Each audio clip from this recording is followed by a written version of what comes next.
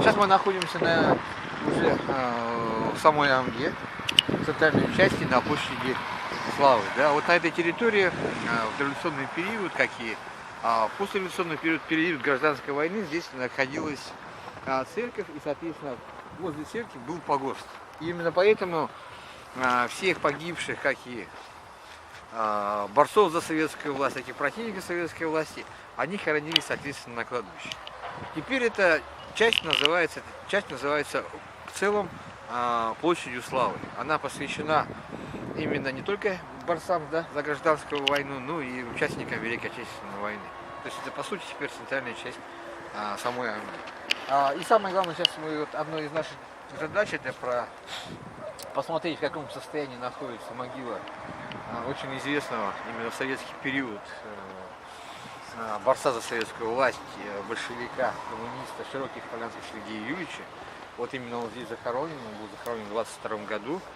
Соответственно, он был ранен, смертельно был ранен буквально в километрах 30 от самой Амги. Он был ранен, но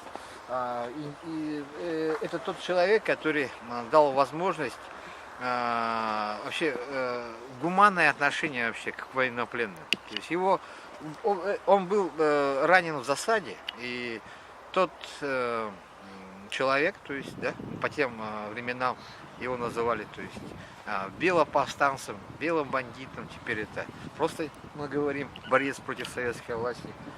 Он был арестован, но после того, как он подошел уже к смертному одру, сам Широких Полянских просил его отпустить, и мало того, даже дать ему табаку, какую-то провизию отпустил. Ради того, чтобы он уже среди своих на тот момент запутавшихся, да, людей рассказал именно о том, что советская власть это не только приносит смерть, да, и кровь, но еще и хорошее гуманное отношение вообще к людям. То есть, по большому счету это был мощный пропагандистский такой ход Широких Полянских.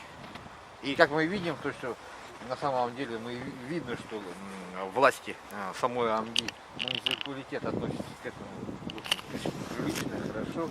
То есть сам памятник, который, видимо, он был сам установлен в 1957 году. Но мы видим, то есть вся информация, она здесь есть об этом человеке.